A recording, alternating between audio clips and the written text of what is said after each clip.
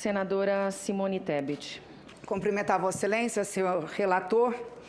Me permita, já que estamos todos plagiando colegas, obviamente numa brincadeira saudável, plagiar Vossa Excelência também. E confirmar o que Vossa Excelência disse. Talvez nós estejamos diante de um dos depoimentos mais importantes e demolidores nesse processo da Covaxin. Então, começar dizendo que esse depoimento é absolutamente importante, como diz o nosso relator. Senhor Roberto, são tantas as artimanhas no currículo empresarial desse alegado banco, que Vossa Excelência preside, mas não é o dono, que ele compõe por si só todos os elementos comprovatórios que nós queremos para chegar à seguinte conclusão. O contrato da Covaxin era fraudulento, ele não existia por uma série de ilegalidades, faltava partes, valores sendo comercializados para serem pagos no paraíso fiscal por quem não fazia parte da assinatura do contrato e mais. Era um contrato que, num primeiro momento, não exigia garantia e, quando exigiu garantia, teve a garantia de um banco que não é banco, como diz a lei. Só existem 3 modalidades de garantia. Nenhuma das 3 foi oferecida por Vossa Senhoria e nem por Maximiano pela Precisa. Porque Vossa Senhoria acaba de afirmar que Vossa Senhoria, o seu banco, que não é banco, é um fundo de investimentos, um fundo de... é um fundo garantidor de crédito. Consequentemente, nós estamos diante já de um contrato feito no Ministério da Saúde que não poderia sequer ser assinado. E aí eu corroboro as palavras do senador Humberto. Onde estava a assessoria jurídica? Por que Elcio Franco e Roberto Dias, especialmente Roberto Dias, assinam um contrato sem as formalidades legais? O Ministério da Saúde é tão ou mais responsável, é o verdadeiro responsável pela assinatura e tentativa de pagamento de vacinas superfaturadas no paraíso fiscal com dinheiro público. Eu estou falando de 1 bilhão e 600 milhões de reais. Mas aí entra Vossa Senhoria. E eu quero aqui dizer que, nesse momento, toda a responsabilidade do lado de cá do balcão, do lado de cá da iniciativa privada, recai sobre Vossa Senhoria. Vossa Senhoria reflita bastante até o final da CPI, se não tem que abrir um pouco mais as informações para saber que, embora a presidente não seja dono, e quem é o dono do FIBBank, para que nós possamos rastrear. Porque, veja, pela lei, o FIBBank não é banco, e pela lei não tem rastro. Nós procuramos esse rastro para confirmar o capital social. Então, um banco, a princípio, fake. Mas é mais. Eu diria até que são tantas as mudanças dos sócios, e vai mudando tanto, que eu não sei se quando Vossa Senhoria sair daqui, Vossa Senhoria ainda estará respondendo como presidente do banco. Desde o início da existência desse FIBBank, nós temos aqui que lembrar que nós temos sócios à la viúva porcina, né? Foram sem nunca terem sido. Nós estamos falando de Geraldo, que é do sertão do Alagoas, um homem simples, como vimos, que foi tentar pedir um seguro-desemprego, falaram, meu amigo, quem tem um capital como o senhor, não pode ter seguro-desemprego. Teve que recorrer à justiça, teve uma liminar garantida pela justiça, para poder ter direito a retirar o seu nome, que foi indevidamente colocado, na razão social da primeira empresa, Brax, e é o que é pior, né? O que é pior, tentaram por 15 meses citar a empresa para poder o processo andar e não conseguiram. Então, essa é uma constatação que precisa ser feita. E também a Alessandra.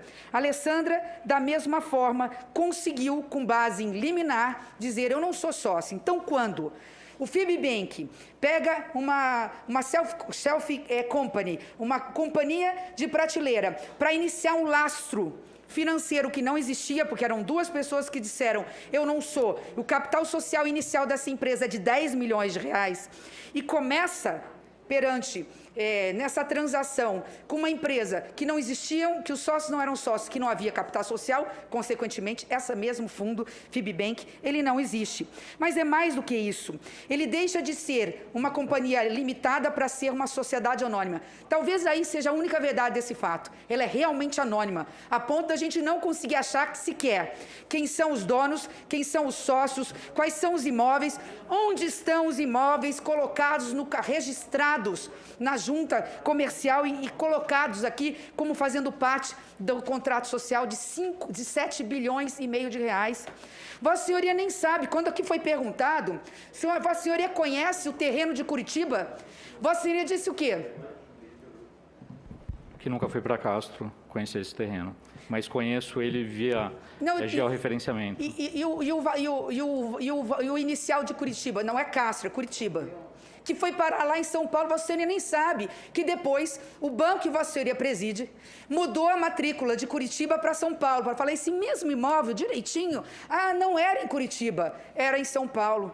Então, esse banco, por tudo que nós estamos vendo aqui, realmente a única coisa que tem de verdade é que Vossa Senhoria acertou quando transformou a UFIB Banking Limitada em uma sociedade anônima. Ela é anônima e ela não existe. Só falta uma coisa para terminar.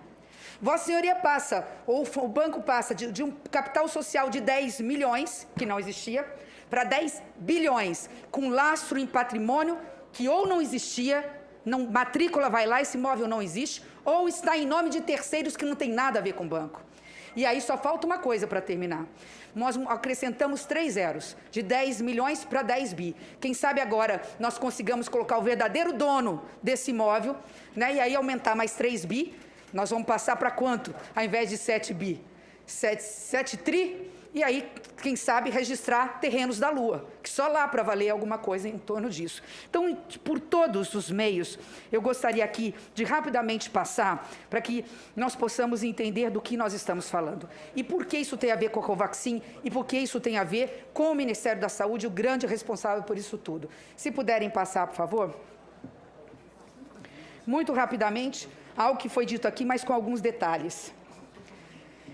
A empresa de 2015, que era uma sociedade limitada, ela passa em 2016 a uma sociedade anônima. Ela era Brax. Essa Brax tinha Alessandra e Geraldo, que já disseram que eram laranjas, nunca assinaram documento, então houve falsificação das assinaturas.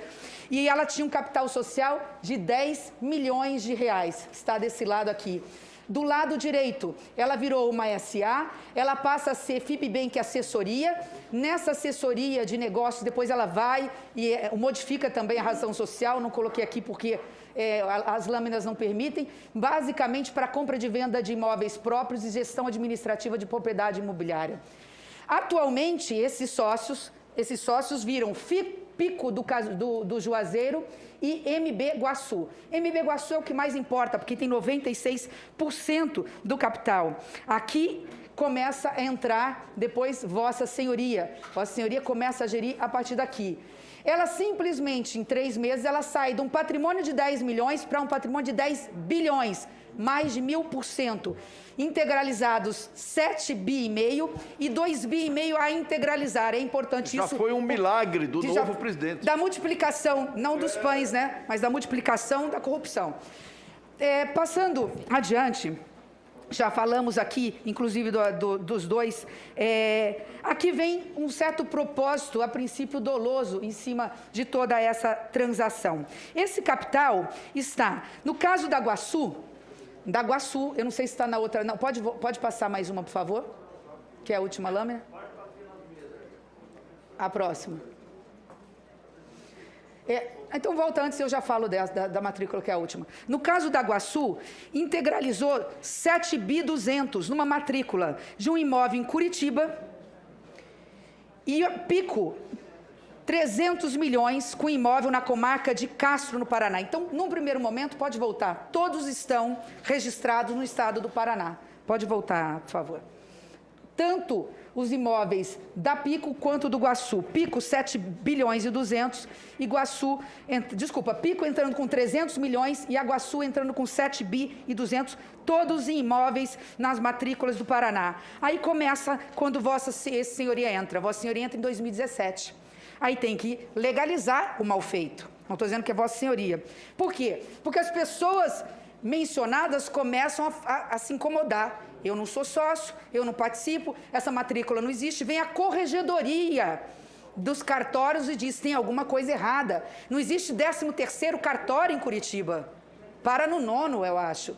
E o que vocês fazem? Outra questão. Aí o que fazem? Lá em 2018, a Guaçu, que tem um patrimônio de 7 bi 200 em Curitiba, diz, não, houve um equívoco.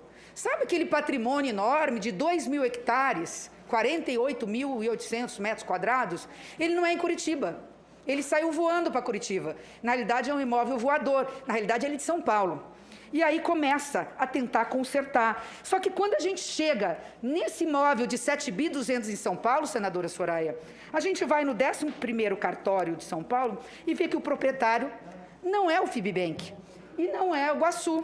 O proprietário é um senhor chamado, pode ir na última lâmina, por favor, Durval Falsarella, que transferiu o imóvel para Azul Real Celeste Participações Limitadas. Em nenhum momento aparece aqui o Fibbank.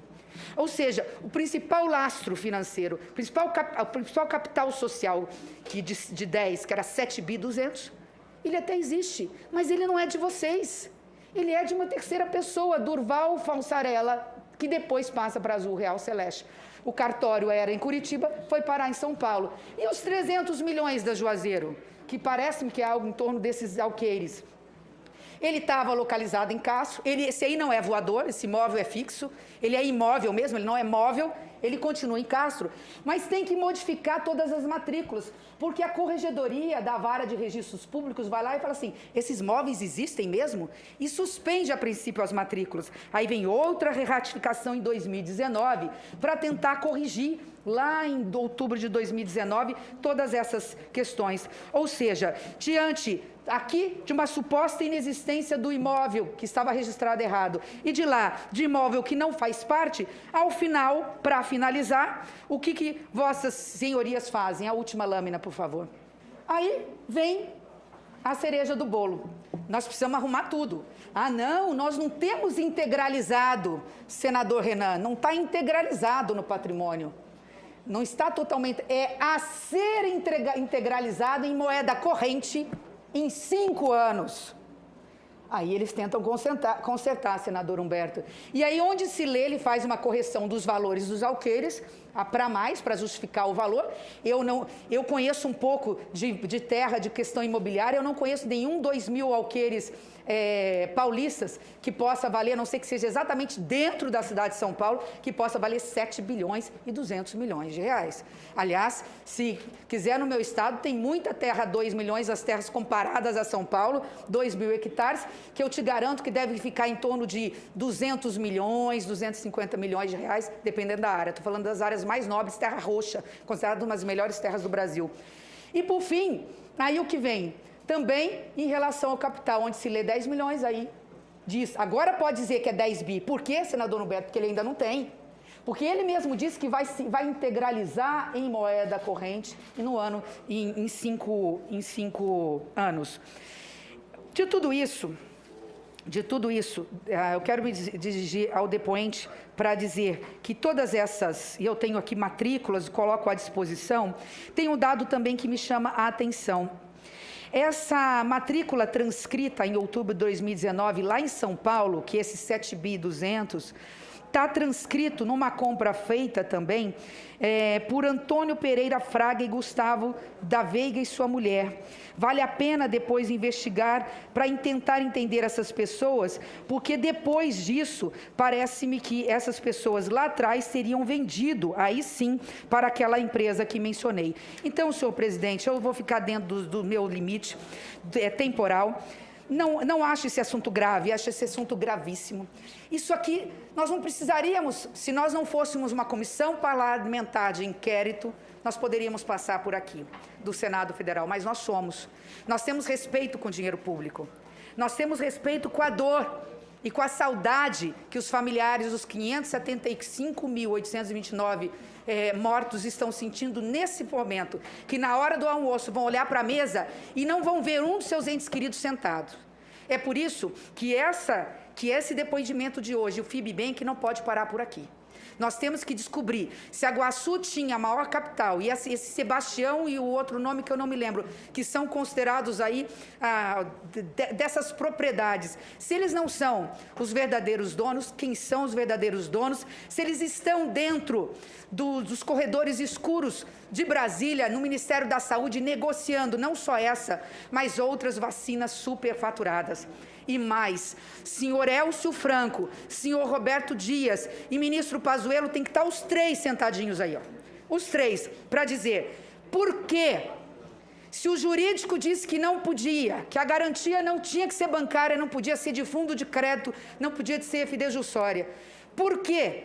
que se aceitou o FIBBank como garantidor fora do prazo? Por que não ouviram o jurídico? Por que queriam emitir uma invoice para pagar em paraíso fiscal para uma empresa que não constava no contrato? O que está por trás disso? Por que negociaram lá com o seu Laurício, quando a circular do Elcio dizia que era tudo com ele?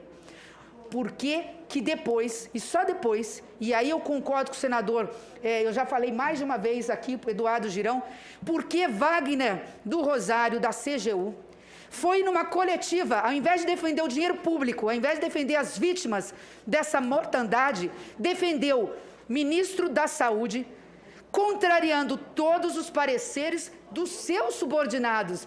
Os seus advogados da União, da Corregedoria, fizeram o dever de casa e falaram, peraí, por que vocês esconderam a nota de reunião que teve com o Maximiliano, a primeira, que dizia que o valor da Covaxin era de $10 e não de 15, e depois passou para 15, no aumento de 50%. Por que vocês esconderam documentos, quem são os agentes públicos responsáveis pela omissão? Está lá, não sou eu, é a CGU. Está lá, porque deu garantia, por que não justificou preço, como diz a lei de licitação, e depois de todas as considerações, e diz que abriu um processo investigativo, porque Wagner Rosário vai numa coletiva e diz e defende o governo federal e o Ministério da Saúde, não o dinheiro público para o qual ele foi constituído corregedor. Afinal, ele também recebe do dinheiro do contribuinte brasileiro. Eu deixo nas minhas considerações finais agradecendo o senhor Roberto, mas pedindo encarecidamente, repense, porque Vossa Senhoria hoje sai daqui como grande vilão do processo. Hoje, por representar e ser presidente da FIBBank, tudo isso recai nas costas de Vossa Senhoria. Muito obrigada. E ganha pouco para isso, só ganha R$4.000 por mês. Aí precisa saber se os acréscimos estão sendo dentro do sistema tributário, se não está tendo sonegação fiscal também, se ganha por fora, né, senhor presidente?